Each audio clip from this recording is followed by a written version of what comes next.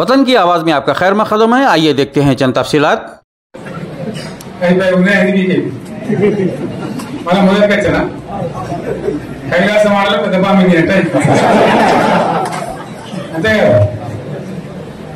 ఆలోచన లేకుండా ఎటుపడితే అటు ఎవడో ఏదో చెప్తే నవ్వి ఓటేస్తే ఏమైంది అనేది ఒక మంచి గుణపాఠం ఇది తెలంగాణ గ్యారంటీ. మంచిగా సంసారం జరుగుతుంది. తొక్కచ్చినాం రైతులు మొక్కలు అవుతుంది, బాకీలు కట్టుకుంటుంది. ఎంతో మంది పాపం సిటీలు వేసుకుంటారు, ఏదో వేసుకుంటారు. రైతు బంధు పైసలు పడితే ఎంత సంతోషం ఉంటుంది. ఆయన పోయిన దంగా వేస్తారు. ఇప్పుడు వాడు ఎంతో ఏదో బాగుంటుంది కదా ఇచ్చినప్పుడు మోసం ఏదో మళ్ళీ ఎలక్షన్ కోసం దానికోసం చేస్తారు తప్ప కర్మైన పేరు వాడు ఇచ్చేది ఇచ్చే ఉంటుందా? మనం ఉన్నప్పుడు కరోనా వచ్చింది. కరోనా వస్తే కూడా రైతు బంధు ఆపలేదు. కరోనా వచ్చి రాష్ట్రానికి రూపాయి ఆదాయం వ్యవసాయం అయితే జరగాలి కదా తప్పదని చెప్పి ఈవెన్ కరోనా ఉంటే కూడా రైతు బంధు ఆపలేదు.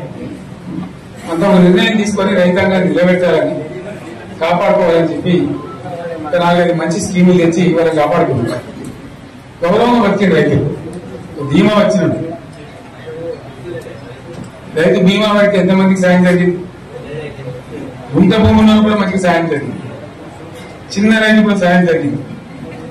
అట్లా అందరికి మనం గొర్రెల కాపలకు గొర్రెలు వేయడం కానీ, చేప పిల్లలు కానీ అనేక రకాల అన్ని వర్గాల ప్రజలను ఎట్లా ఆదుకోవాలని ఆదుకున్నాం.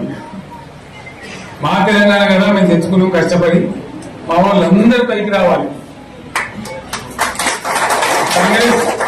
కాంగ్రెస్ గవర్నమెంట్, కాంగ్రెస్ పార్టీ మొదటి నుంచి కూడా ముస్లింలో ఓట్లేసుకున్న తప్ప ముస్లింలకు మనం చేసిందా? ఇమాం మౌజానికి మన జీతం ఇచ్చిందా? మనం వచ్చాకనే ఫస్ట్ టైం వాళ్ళని గుర్తించి వాళ్ళని గౌరవించుకున్నాం.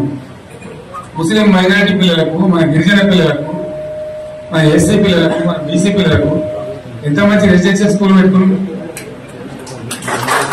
అందరినీ కూడా ముందు తీసుకుపోవాలి. ఇవాళ మనకన్నా ముందని నాకు బాధ కలిగేది ఏంటంటే చిన్న వర్గాల ప్రజలు కాన్వెంట్ స్కూల్లో చదివించలేదు. వాళ్ళ పిల్లలు కూడా బాగా చదవాలని చెప్పి ఎస్సీలకు, బీసీలకు, గిరిజనులకు, మన మైనారిటీ సోదరులకు గురుకుల పాఠశాలలు పెట్టారు. అద్భుతమైన చదువు చదువుకున్నారు. ఇవాళ మొత్తం రోజు బడి పిల్లలు విషాహారము, కడుపు నొచ్చుడు, బాధపడు, పొగ్గు అన్నం పెట్టుడు. పిల్లలు వెళ్ళిపోతున్నారు. ఆ స్కూల్లో జిల్లాలకు వెళ్ళిపోతున్నారు. తల్లిదండ్రులు కూడా భయపడి తీసుకుపోతున్నారు. ఏం కోరానికి నాకు అర్థం కాదు.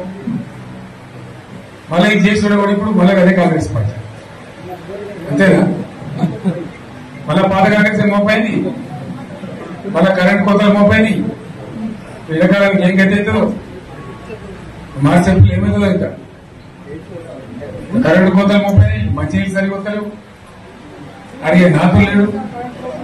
ఎవడన్నా గట్టిగా నిలబడి నిలదీశాక వారికి పోలీసులు నిలబట్టేయడం ఇదేనా రాజ్యం? ఇట్లా ఉండదా రాజ్యం? ఎందుకు వచ్చింది ఈ పరిస్థితి? చెప్తా నాకే గుర్తులేదు.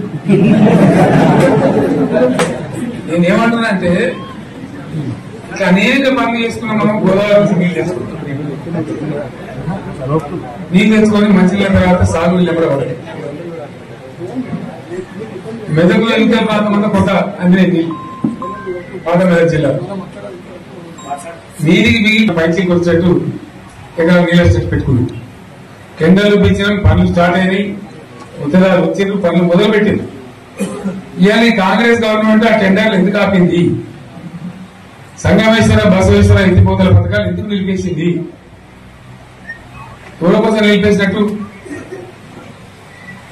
నేను హరీష్ రావు చెప్తున్నా, మీరు 2 తాలూకాల ప్రజలు కూడా సమీకరించి సంగమేశ్వర, బసవేశ్వర మీద పెద్ద ఎత్తున దండయాత్ర చేయాలి.